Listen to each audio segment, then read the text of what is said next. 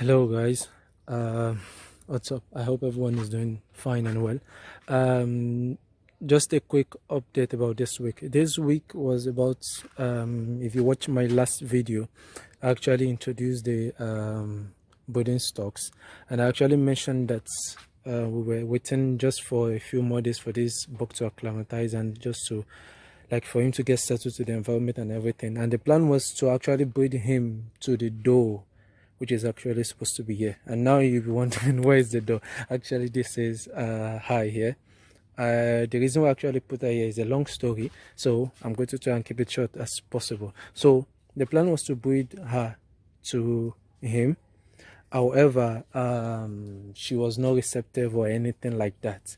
So when I actually got her from the breeder, she was actually really like sweet and everything like that. But just like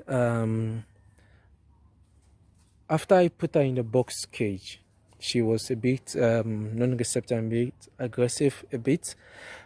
But since then, she's been so quiet and gentle and everything like that. I was so worried, like something like, for example, now the stash of hair I usually put in her cages, she's always finishing it. But lately, she's not been like almost just eating just a bit out of it, and feed also, she has not been like eating it a lot, which actually got me a bit worried. Probably maybe because of the experience she had with breeding or anything like that. I'm not so sure because she's actually 6 months plus, so she is actually more than like past the age for breeding for a New Zealand white. So I actually put her in the cage. I've tried a couple of like in the morning and in the evening for the past 4 days. So I've actually tried them, but of course the buck is very active and got into action at once. However, she was not receptive. She was being so aggressive towards him. So I left it off for a couple of 2 days, and I got a bit of an advice from some friends online. So I was told to add apple cider vinegar and all those kind of stuff like that.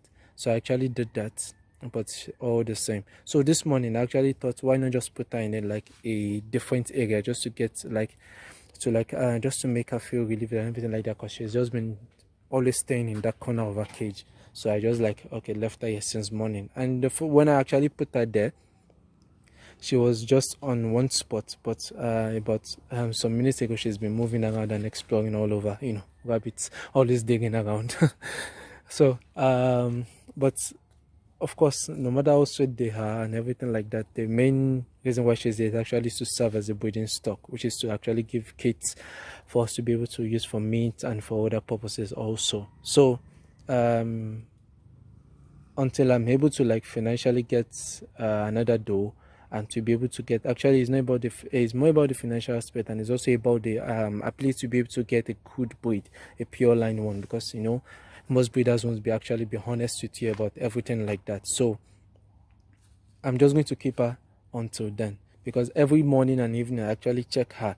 I check her vulva, and she's always pale white. And for anyone who knows much about rabbit, you know that a pale white vulva actually signifies that the doe isn't actually like in the mood or anything like that. So it's actually been pale white and dry. So I'm really worried, because if this continues like this, I might actually have to like put her down, or just sell her to someone else for meat, and just replace her with another doe, because the main purpose is actually for breeding. Not, I know it may sound a bit cruel and everything like that, but you understand my point. I really do hope you do. So that's just that about her. The buck, of course, really active and doing fine. And the doe, this one, the first one, she, like I said in the last video, that she has been bred. When we got her from the breeder, he actually bred her to one of his bucks on his farm. So hopefully she took in. I was actually supposed to palpate, I think, earlier this week, but being a beginner and everything like that, and when you read about palpation and everything, it's not an easy something to do. Like, you really need to be careful. So I was like, what's the rush? Just let's just wait 30 days. 2 weeks past now. This is the third week, so in like 1.5 week we're going to leave. You actually took in everything like that, but I think maybe like she finishes. I just had to restock this morning. And a feed also, she's been eating a lot. Like, I gave I give her 4 ounces. 4 ounces. The buck is almost like 3.7, 3.8 ounces. So she finishes her 4 ounces throughout the whole night. Like I feed them in the evening, just during sunset. Like by morning, this is really empty. So I just have to put just a bit of about 1.5 ounces inside, just for her to have it, because I knew she was cleaning and she kept coming back, But you know, you don't want to feed her too much also, until when she's actually like a 2 or 3 days, or when she actually kindles. That's when you actually feed her like as much as she wants to eat. Always has to be there, but until then you just keep increasing gradually. So I've just been increasing just a bit, but not too much. And definitely for this guy here, he does finish his feed. However, I can't give him extra just because he's a buck. You don't want it to get too fat, or else he won't be doing the job that he's was meant to be doing on the farm. And apart from that, what I've actually noticed is that every morning, like in the last few weeks, I don't know if you can see this is actually like, because I actually thought maybe because it has not rained in the past few days. So I was actually wondering where all this rust or all this waterish thing is coming from. So I like 2 days ago I actually cleaned it. Then yesterday I cleaned it also. Then I actually saw on one another rabbit farm IG story, like she mentioned something, and she brought out like a kind of feeder that she was using to feed the buck, like a water drinker. She brought it and she, like, it was almost the same color as what I just saw I've been seeing on mine. So it's actually the pee, because like, let me show you, because I keep wondering how come the feeder is always getting wet. How come the feeder is always getting wet? How come? Look, you can see this is wet. This is not as a result of rain. This is not as. And speaking of the result of rain, I actually just installed this morning because the weather has been really nice, so I've been putting it up. But rainy season is coming. Just look, just look at this. See, do you see that? Look at all this brownish stuff on top on the key. Like, look. Like, these are peas. Why is he peeing all over the place? He even peed into his feeder. So in the evening, when I'm about to give him this evening feed, I'm actually going to clean it out. I have to wash it with water and make sure everything is actually clean.